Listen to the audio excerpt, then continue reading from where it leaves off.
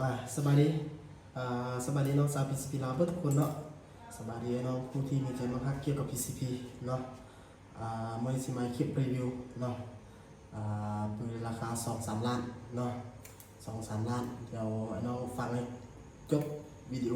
เนาะจบคลิปเนาะว่า 2-3 ล้านมีบ่เนาะอันนี้เนาะอันนี้เครื่องที่เรากำลังมีอยู่เนาะอยู่ในช่องทางออนไลน์ปัจจุบันนี้เนาะมีลูกค้าของค่อยหลายคนเนาะที่ถือตัวเนาะราคา 2-3 ล้านเนาะค่อยบอกไอ้น้องเลยเด้อว่าบ่มีค่อยบอกเลยว่าบ่มีแท้ๆเด้อแม่นบ่มีแต่ชุดเฟรมชุดนึงก็ยัง2 ล้านปลายแล้วเนาะชุดเฟรมชุดนึงก็ยัง2 ล้านปลายแล้ว2 ล้าน 3 ล้านแล้วแล้วไอ้น้องที่เชื่อได้จังไหนว่าบอกเลยเนาะ2-3 ล้านมีแท้แม่นบ่มีแท้ส่วนหลายคือต้มตัวเนาะไอ้น้องให้ระมัดระวังเนาะยกตัวอย่างนี่ตัวนี้ถือว่าต่ำสุดก็แม่นได้ครบสุดก็ยัง7 ล้านแล้วเนาะตัวนี้ต่ำสุดแล้วเด้อเป็น K2 ต่ำสุด7 ล้านแล้วเนาะก็ยัง7 ล้านแล้วเนาะเพราะฉะนั้นแล้วไอ้น้องเนาะให้เบิ่งวิดีโอเบิ่งคลิปให้จบเนาะเช็คเครดิตละเอียดเนาะเพื่ออย่างเพื่อหลีกเลี่ยงพวกมิจฉาชีพอีกอย่างต่างๆเนาะเพราะฉะนั้นแล้วให้ศึกษาข้อมูลข่าวสารให้ดีเนาะเพราะว่าเราต้องเบิ่งตามความเป็นจริงว่าแบบนี้มันมีแท้บ่เนาะอยู่ในท้องตลาดเนาะเพราะฉะนั้นแล้วจึงแจ้งให้น้องให้มีสติเนาะระมัดระวังเนาะมา 2-3 ล้านนี่แม่นบ่มีแท้เด้อบ่มี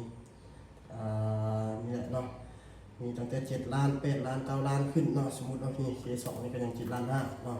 คือจังทักที่ข้อเนาะบ่ได้สู้บ่ได้กองเด้อตัวนั้นเด้อมีแต่ตัวปืนเพียวๆก็ยัง6 ล้าน 5แล้วเนาะ6 ล้าน 5แล้วเนาะตัวนี้เนาะ6 ล้าน 5นี่เนาะตัวนี้น่าเป็น7 ล้าน 5 แสนแล้วตัวนี้ก็ตัวนี้เด้อตัวนี้น่าเป็น7 ล้าน 5 แสนเป็นเฉพาะทักที่ข้อมื้อนี้เฮาเฮ็ดคลิปเนาะโดยรวมที่ห้านของเรากำลังมีอยู่เนาะมีจำพวกตระกูลในแด่เนาะมีจำพวกทักทิคอเอบิคอมปักแล้วก็ K2 ฟักตอแล้วก็เอบิท็อป A เนาะนอกจากนี้แล้วยังมีเอบิคอนโดแล้วก็ MC แล้วก็เทอร์มินาโตหรือว่า M3 อะไรเนาะไอ้น้องเนาะเพราะฉะนั้นแล้วเราไปคลิปรวมทั้งเบิดนี้ให้ไอ้น้องเนาะหวังว่าไอ้น้องจะเห็นเครื่องอยู่ห้านเราแล้วเนาะจะมีความเชื่อใจเชื่อมั่นเนาะเพราะว่าเครดิตห้านเราก็รออยู่ดอกเนาะเพราะว่าค่าขาดมาก็หลายปีแล้วเนาะส่วนตัวค่อยนี่ก็7-8 ปีแล้วเนาะขายเครื่องมานี่ก็ได้เนาะคันแม่นต้มตัวก็คือสิบอกมันอยู่ฮอดจุดนี้ได้แล้วเนาะเพราะฉะนั้นแล้วฝากน้องเด้อกดติดตามแล้วก็แชร์คลิปก็ได้หรือว่า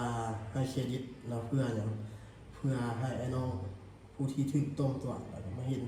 สร้างความเชื่อใจมั่นใจเนาะไอ้น้องคนใดที่เคยซื้อแล้วก็ฝากคอมเมนต์เนาะฝากคอมเมนต์ให้เครดิตของห้างเขาเนาะช่องเขามี2 ช่องนะมีช่องนี้แล้วก็ช่องลูกต้อง BKK ครับฝากไอ้น้องให้เครดิตนะติดตามมาเนาะฝากกดติดตามอยู่ช่อง YouTube แล้วก็ผู้ใดที่สนใจเครื่องก็แม่นติดต่อมาทางเบอร์โทรฝากไว้ทางหน้าจอเนาะแล้วก็เพิ่มหัวข้อให้ขอบใจ